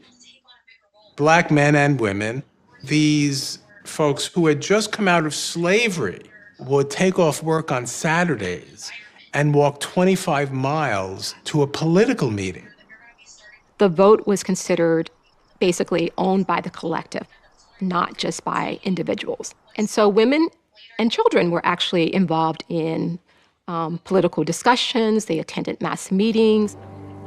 In some states, there were significant pockets of poorer white farmers who actually, many of them had not been in support of the Confederacy, had not favored secession, and many of them suffered as a result of the Civil War. They were in dire economic straits. It's not that they weren't racist anymore, but they were willing to work with blacks to try to uplift poor farmers of both races via the Republican Party. Former slaves themselves are breathing life into freedom, giving it substance, whether it's creating schools or enacting their own political organizations or reconstituting families. They are giving the nation a kind of blueprint for the challenges, but also the possibilities of Reconstruction. Andrew Johnson played almost no part in these profound changes. Fending off impeachment consumed the last months of his presidency. Meanwhile, the new state governments in the South began ratifying the 14th Amendment.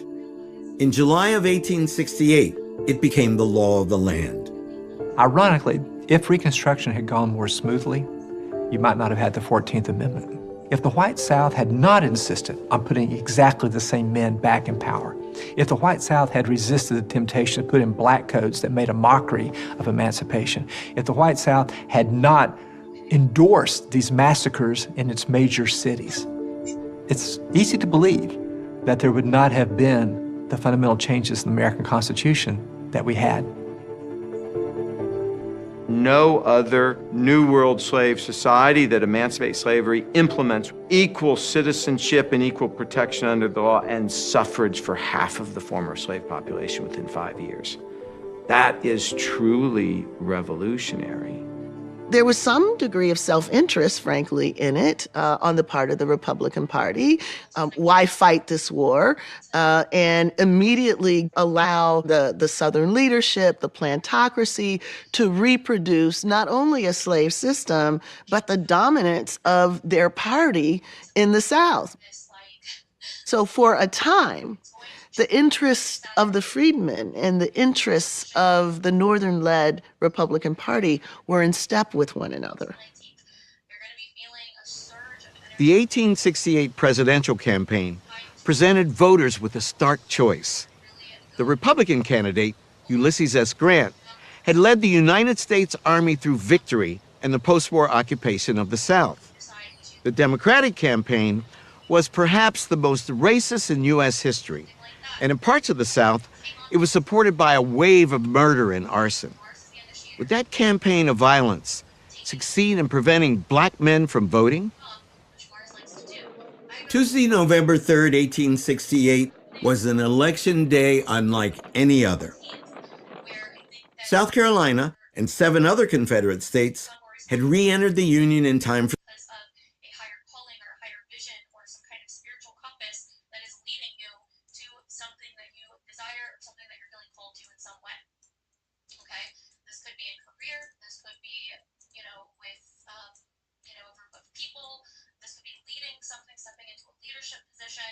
Either way, there's something here where that Saturn-Neptune conjunction with Mars gets triggered right around that time of April 12th to the 19th.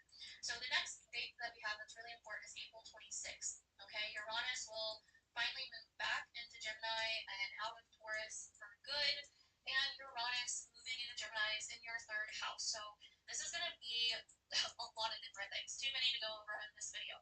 But overall, there's going to be a lot of change coming in terms of your local environment. Where you live is going to get, it's going to get different. It's going to change in some way or another. Maybe you still live in the same place, but your neighborhood around you or your city around you is changing a lot. There's going to be a lot of changes with communication, technology, transportation, potentially, different forms of revolution in these areas, whether it's happening around you or whether it's happening in your day-to-day environment in some way, and that could even include online. Maybe you're seeing things online and it's pulling you in, or it's inspiring you, or it's doing something. But either way, Uranus is a very revolutionary planet, so it's here to revolutionize this area of your chart. It's here to change things up, and also it's a lot about independence and freedom. So you could find freedom of speech or independence in terms of communication, or something that you're working on, a project, or something you're doing in your environment or your town or your city becomes a really, really big topic And so there could be